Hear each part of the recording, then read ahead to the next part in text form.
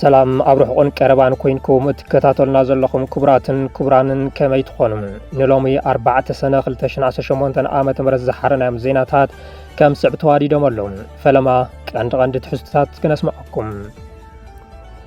ንዝሓለፉ 3 ዓመታት ከይተኸታተለ ሃሪሱ ዝጸንሐ ሕብረት ኣፍሪካ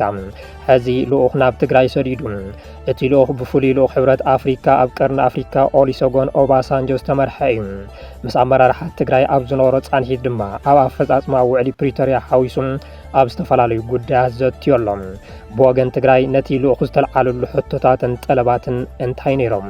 ብዝርዝር ክንድስሶም ኢና። ውድብ ፌደራሊስት ዲሞክራሲ ኦሮሞ ኦፌኮም ንሸውዓይ ሓፈሻዊ መረጻ ንምልክዕ ሕጋውነት ንምሃብ ዝዓለመ ፖለቲካ ተዋስኦ ክብል ነጺግዎም። ፌደራላዊ ኮንግረስ ኦሮሞ 24 ጉንበት 2018 ዓመተ ምህረት ዝተኻየደ ሸውዓይ ሓፈሻዊ መረጻ ብዝምልከት ኣብ ዘውፅኦ መግለጺ እቲ መስርሕ ንኢትዮጵያ ዘላቒ ሰላም ምርግዓን ዲሞክራሲ ምሕደራን ከም ዘየምጽእ ጽኑዕ እምነት ኣለኒ ኢሉ። ሰራዊት ኢትዮጵያ ምስ ዕጡቕ ሓይሊ ዳዕመል ሰሪዕ ሱዳን ብምዃን ንሰራዊት ሱዳን ይወግእ ከም ዘሎ ዘረጋገጸ ሓደ መጽናዕቲ ዕላዊ ኮይኑ እቲ ሓድሽ መጽናዕቲ ሰራዊት ሱዳን ኣብ ጎኒ እቲ ብሕቡራት ዓረብ ኤሚሬትስ ዝድገፍ ዕጡቕ ሓይሊ ኮይኑ ይዋጋእ ከም ዘሎ ዘረጋግጹ መርትዖታት ረኺበ ኢሉ። ኤርትራን ግብፅን ስትራቴጂካዊ ምሕዝነትን ጸጥታ ቀይሕ ባሕርን ንምድልዳል ተስማዕሚዐን። ሕዚ ናብ ዝርዝር ክንሰግር ሰናይ ጻንሒት። ንዝሓለፉ 3 ዓመታት ከይተኸታተለ ሃሪሱ ዝጸንሐ ሕብረት ኣፍሪካ ሕዚ ልኡኽ ናብ ትግራይ ሰዲዱ። እቲ ልኡኽ ብፍሉይ ልኡኽ ሕብረት ኣፍሪካ ኣብ ቀርኒ ኣፍሪካ ኦሉሴጉን ኦባሳንጆ ዝተመርሐ እዩ። ምስ ኣመራርሓ ትግራይ ኣብ ዝነበሮ ጻንሒት ድማ ኣብ ኣፈጻጽማ ውዕሊ ፕሪቶርያ ሓዊሱ ኣብ ዝተፈላለዩ ጉዳያት ዘትዮ ኣሎ። ብፍሉይ ልኡኽ ሕብረት ኣፍሪካ ኣብ ቀርኒ ኣፍሪካ ኦሉሴጉን ኦባሳንጆ ዝተመርሐ ጉጅለ ልኡኽ ፕረዚደንት መንግስቲ ትግራይ ዶክተር ደብረጽዮን ገብረሚካኤል ተቐቢሎም ዝዘራርብዎ ኮይኖም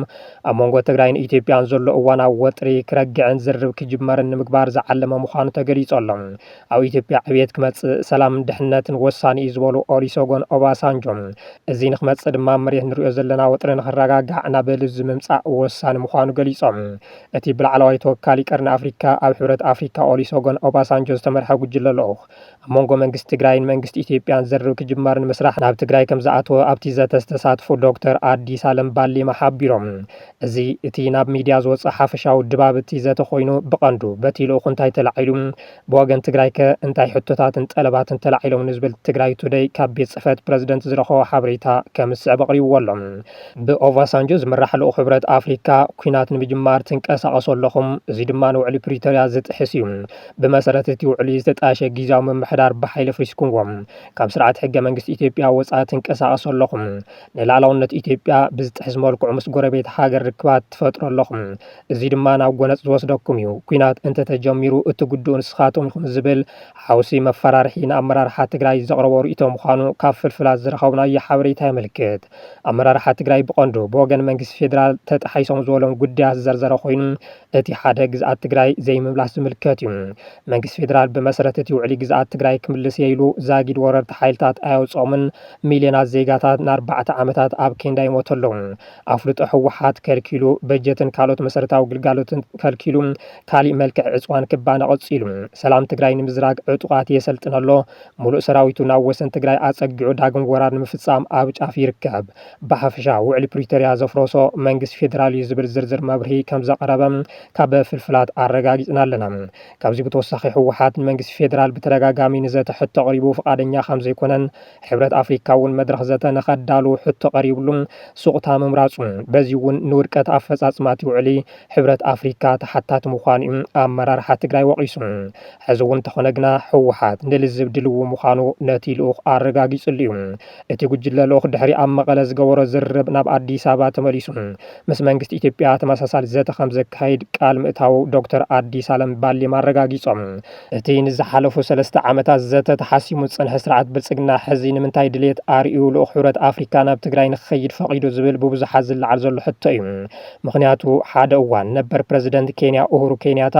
ሕብረት ኣፍሪካ መድረኽ ዘተኸዳሉ ኢሉ ቀዳማይ ሚኒስትር ኣብይ ኣሕመድ ዓሪፍኩም ተቐመጡ ኢሎምና ብምባል ኣቃሊዖም ምንባሮም ዝዝከር እዩ።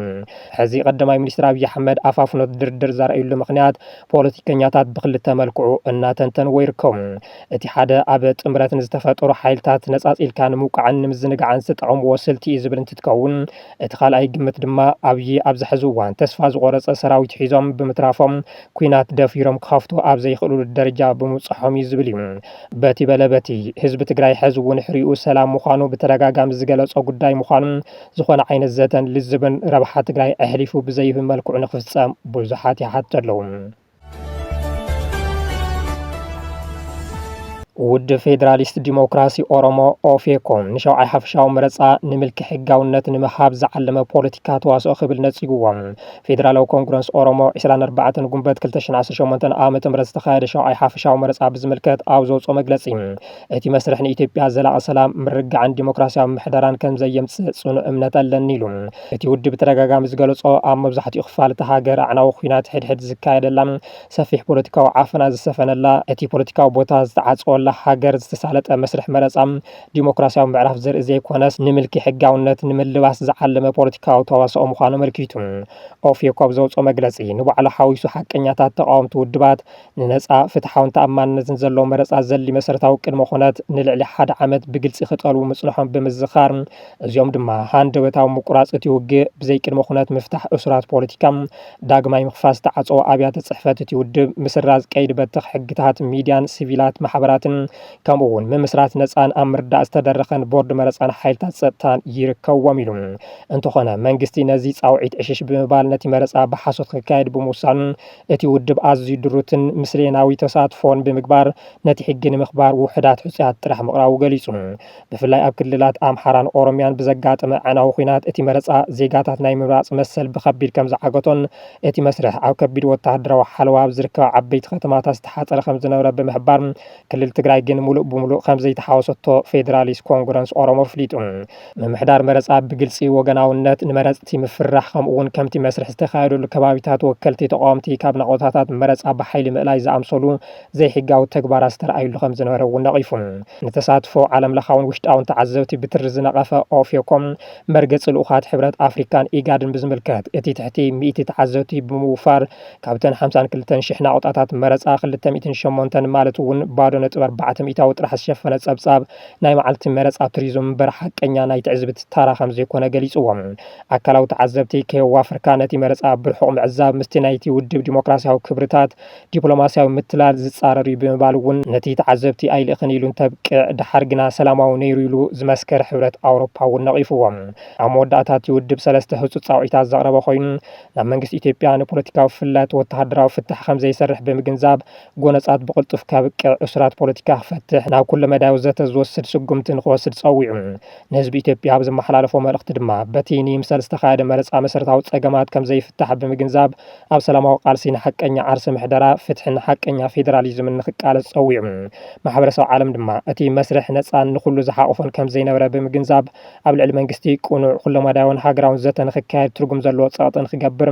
ብምፅዋዕ ኦፌኮ ዲሞክራሲያዊ ሰላማዊትን ፌደራላዊትን ኢትዮጵያ ንምግሃዝ ዝገብሮ ቃልሲ ከም ዝቕፅለሉ ኣረጋጊጹ። ሰራዊት ኢትዮጵያ ምስ ዕጡቕ ሓይሊ ዳዕመል ሰሪዕ ሱዳን ብምዃን ንሰራዊት ሱዳን ይወግእ ከም ዘሎ ዘረጋገፀ ሓደ መጽናዕቲ ዕላው ኮይኑ እቲ ሓድሽ መጽናዕቲ ሰራዊት ኢትዮጵያ ኣብ ጎኒ እቲ ብሕቡራት ዓረብ ኤሚሬት ዝድገፍ ዕጡቕ ሓይሊ ኮይኑ ይዋጋእ ከም ዘሎ ዘረጋገጹ መርትዖታት ከም ዝረኸበ ኣረጋጊጹ። ጸብጻብ የል ከም ዘረጋገጾ ሰራዊት ኢትዮጵያ ምስቲ ብኤሚሬት ዓረብ ዝድገፍ ምልሻ ጃንጃዊድ ቀጻልነት ዘለዎ ምንቅስቓስ ይገብር ከም ዘሎ ዘመላኽት እዩ።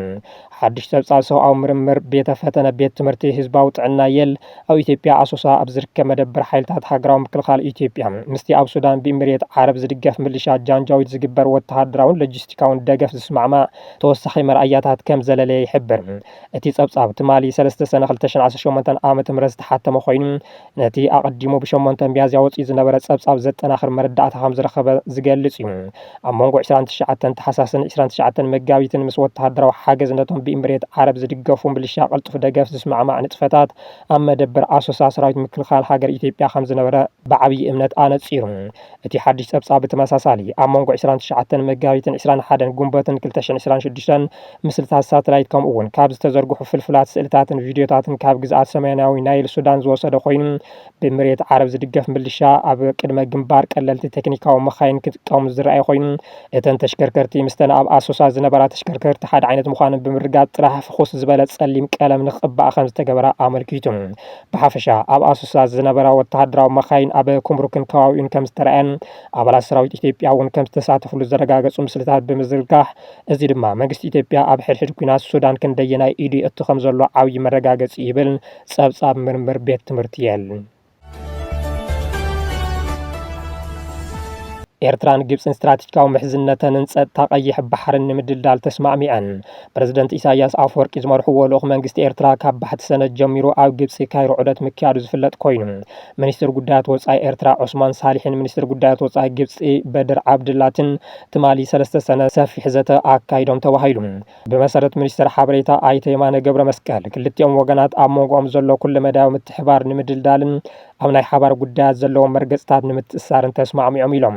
ድሕርቲ ዘተ ኣብ ዝተዋሃበ ጋዜጣዊ መግለጺ ክልቲኦም ሚኒስትራት ነቲ ኣብ መንጎ ፕረዚደንት ኢሳያስ ኣፈወርቅን ፕረዚደንት ዓብዱልፈታሕ አልሲስን ባሕቲ ሰነ ዝተኻየደ ዓሚቕ ዘተ መሰረት ብምግባር ኣብ ዝተፈላለዩ ጉዳያት ኣብ ስምምዕ ከም ዝበጽሑ ኣረጋጊጾም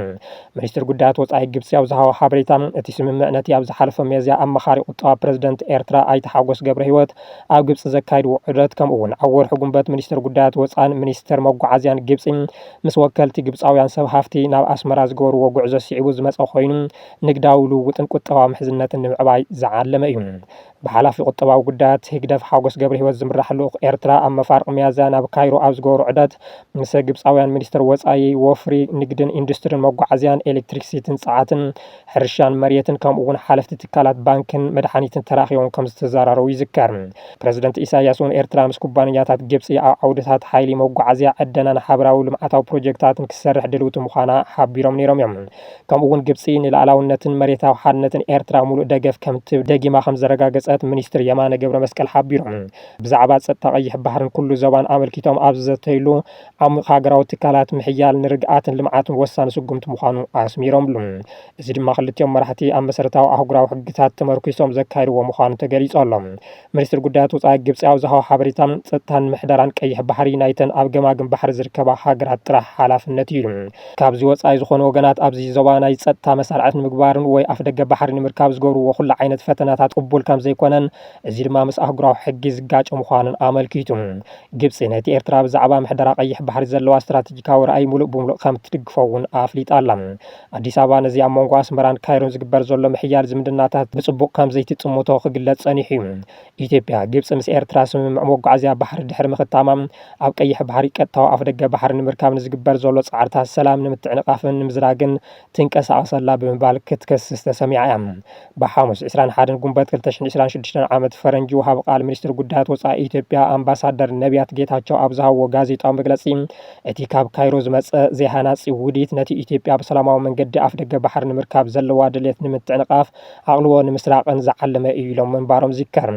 ሚኒስትር በድር ዓብድላቲ ኣብ ኣስመራ ምስ ማዕኸናት ዜናት ሃገር ኣብ ዝገበርዎ ቃለ መሕተት ጸጥታን ምሕደራን ቀይሕ ባሕሪ ናይተን ኣብ ገማግምቲ ባሕሪ ዘለዋ ሃገራት ጥራሕ ፍሉይ ሓላፍነት ክኸውን ከም ዘለዎ ብምግላጽ ኣብ ገምገም ባሕሪ ዘይርከባ ሃገራት ኣብ ቀይሕ ባሕሪ ምስ ዝተኣሳሰሩ ዝኾነ ይኹን ስምዓት ናይ ምእታው መሰል ከም ዘይብለን ቀጥታዊ መልእኽቲ ምሕላፎም ይዝከር ወሃቢ ቃል ሚኒስትር ጉዳያት ወጻኢ ግብፂ ኣምባሳደር ታሚም ሓሊፍ ከም ዝሓበርዎም ክልቲኦም ሚኒስትራት ኣብ ጉዳያት ሱዳንን ሶማልያን ዘተኮረ ዞባዊ ጉዳያት እውን ኣልዒሎም እዮም ኩራት ተኸታተልትና ነዚ ዕለት ዝሓዝናዮም ሓበሬታታት ነዚኦም ይመስሉ ነይሮም ስለ ዝተኸታተልኩምና ኣዝና ብምስጋን ኣብዚ ክንፍለየኩም ሰላም ድሓን ኩኑ